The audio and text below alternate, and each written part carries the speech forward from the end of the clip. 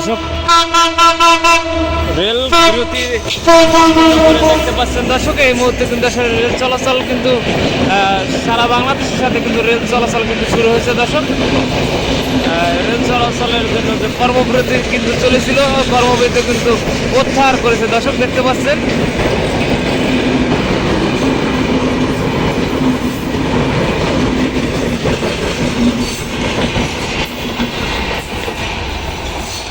দর্শক দেখতে পাচ্ছেন এই মুহূর্তে কিন্তু রেল চলাচল কিন্তু সচল রয়েছে। কর্মবিরতি শেষে কিন্তু আবার কিন্তু রেল কর্মীরা কিন্তু আসলে দর্শক